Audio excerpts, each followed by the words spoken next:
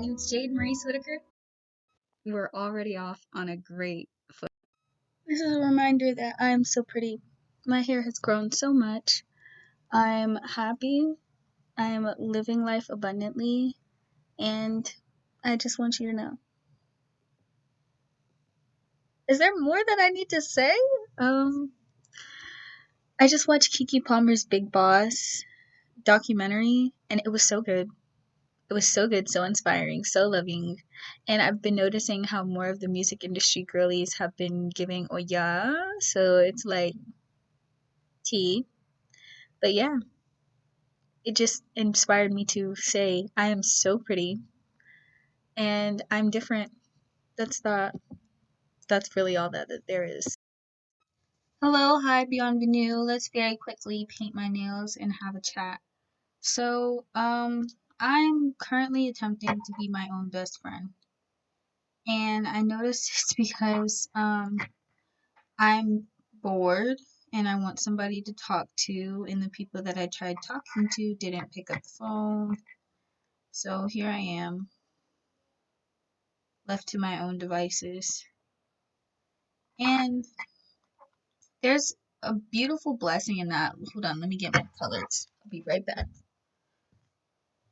I loved the alignment of all of it because I'm watching this video back now and I initially start with I'm learning how to be my own best friend. And that's literally how Keke Palmer ended her documentary with being your best friend is learning how to really fully accept yourself and understand that you are enough. Really fighting that demon that tells you consistently that no matter what you do, you'll never be enough.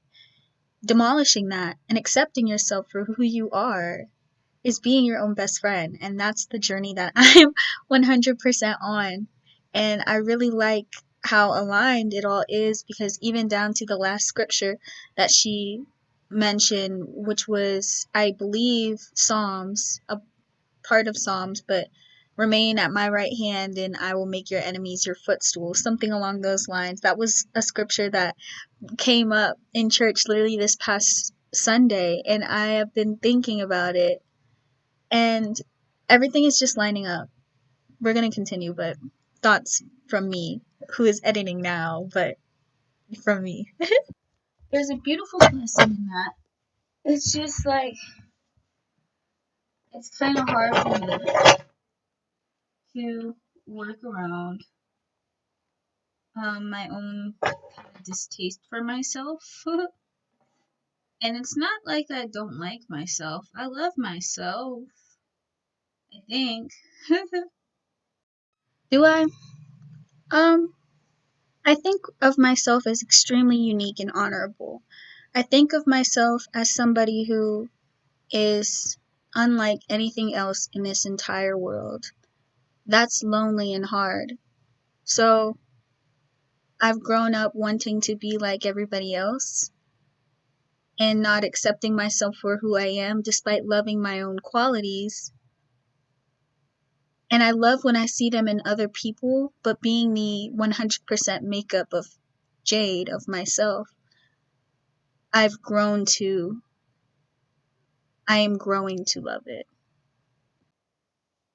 I just don't want to be by myself. And that's hard because you're by yourself all the time. So, right now, an act that I'm doing is painting my nails. Earlier, when I prayed about it, I was like, God, how do I be my own best friend? I got massaged your Achilles tendon. Honestly, I'm learning more and more how much painting my own nails is really a form of self-care for me. Like, even when I did my self-care vlog, I started that by just simply wanting and having the desire to paint my nails. And I just sit and paint my nails and show genuine love and attentive care to myself, and it really does help me a lot, you know? And part of my mind is spiraling right now, thinking of, oh, it's because you are accepting the work that you do and you didn't always like painting your own nails because sometimes it comes out sloppy and you wouldn't accept that, so you just went and got your nails done all the time. That doesn't feel like the truth, though. It just feels like me berating myself and finding more and more reasons not to accept the fact that I just like to paint my nails and painting my nails is self care. Like, I like having simple thoughts. But because I am so complex, I over analyze, over simplify, and overthink, and just make it over the top, when really at my core, I just like painting my nails. And I did, and I gave myself affirmations, just like how I would want somebody to do for me.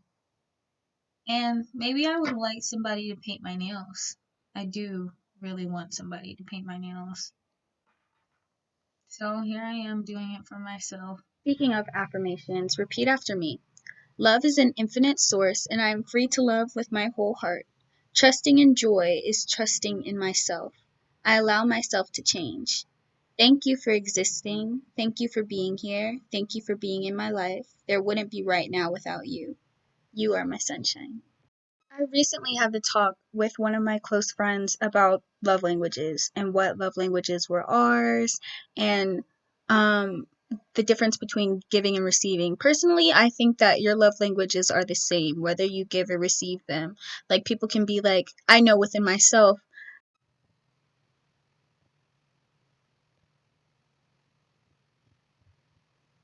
Yes, yes, yes. Oh, hmm. This is hard. Okay. I'm going through this quiz right now, and I'm like, oh. So let me go ahead and get my reactions. So this one's kind of difficult. It's more meaningful to me when I hear praise from someone I love, or it's more meaningful to me when someone I love gives me something that shows that they were really thinking of me. My heart is going towards the second one, but I do love hearing praise, so I'm gonna do the second one. It's more meaningful. Yeah. I really like to give gifts. I like to receive gifts as well. My highest love language is words of affirmation, and I would consider, if there was a difference between giving and receiving, that for giving, my second love language would be gifts, but I like receiving. Okay, this one says, it's more meaningful to me when I can share a meaningful touch in public with someone I love, which is what I chose. And also, it's more meaningful to me when someone I love offers to run errands for me. I've never really been with anybody who's offered to run errands for me. I'm usually the one that's offering to run errands for others. So it's more meaningful to me when I share a meaningful touch with someone that I love. Um, but someone being like, do you want me to just go pick that up for you? Would be super duper sweet. But I don't know if it. Oh, that does sound very nice. Um, I'm gonna change my answer. Yeah. This one is difficult. Okay, so it says, it's more meaningful to me when someone I love touches my arm or shoulder to show their care or concern, or someone I love gives me a little gift that they picked up in the course of their normal day. I started saying the last one, so it might be that last one, but the baby, baby, baby, baby. I like that a lot, actually. But the little gifts are so cute to me. It's gonna be gifts. It's gonna be gifts. Ooh, this one is hard. Been gifts, and I haven't taken the quiz. I should retake it now. I will retake it now. But recently, and for a while, I've been pondering on the fact of acts of service, because it seems like a lot of the people that I get into relationships with prioritize acts of service, and acts of service is not necessarily that high up on my own love language list result. So it's kind of like a tricky, icky spot for me. But painting my nails is showing myself acts of service. It is. Especially when I value somebody else doing my nails. Doing it myself is genuinely self care. Yeah, because it's genuine, and like, it's, yeah. I don't have to, yeah. You get it.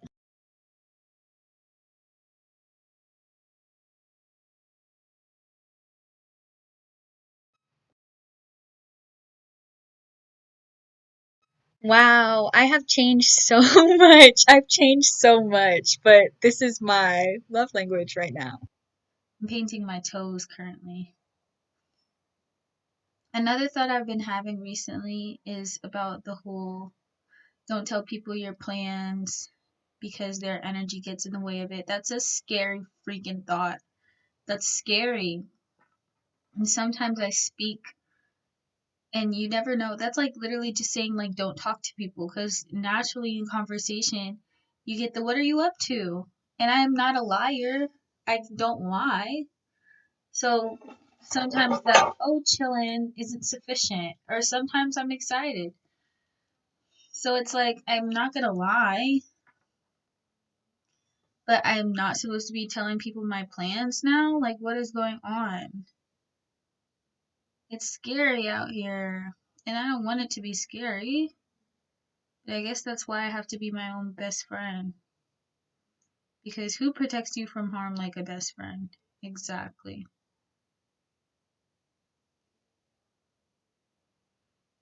I feel ugly. I feel ugly sometimes. But that's okay because I know I'm a bad bitch. Like, I know I'm a bad bitch.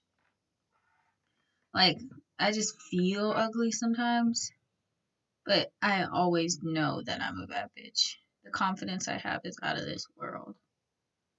So it's like, I'm not too stressed about this feeling because it'll pass. But bad bitches get lonely. And I'm lonely right now.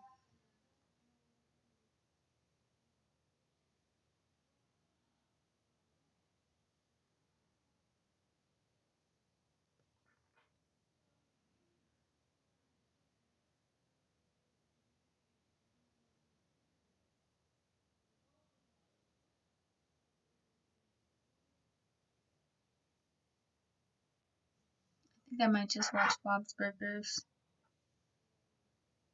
But no, I don't really need that stimulation. I think I said that because I want somebody to respond back to me. But it's just me. To respond back to myself, you're exactly right, dude. Pretty girls get lonely sometimes. Pretty girls get lonely. Pretty girls also feel ugly sometimes. No one feels 100% all of the time. And I'm glad that you have the self awareness to admit exactly what's going on. Because you don't necessarily feel ugly, you feel lonely. And the loneliness comes from just feeling too much like in your own head, in your own space, in your own essence. You need some human interaction, and that's okay. Don't shit on yourself, dog. I think of myself as great company in the presence of others, but great company to myself is a different story. So, if I'm great company in the presence of others, I can be great company to myself too. It's not hard. You just have to do it. Prime example, this flip phone was a gift to myself. My flip phone, my iPad, it was all a gift to myself. I got it for myself. So that's how I gotta keep doing stuff like that. I wonder how now, knowing that my love language is gifts, how I can give gifts to myself. That's exciting. I've done it before. I've done it before.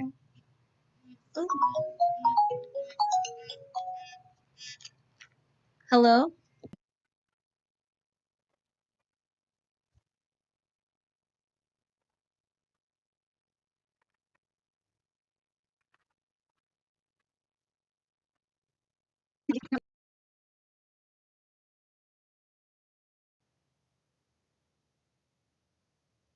You're not ugly, Jade. You're not ugly at all. You're not ugly.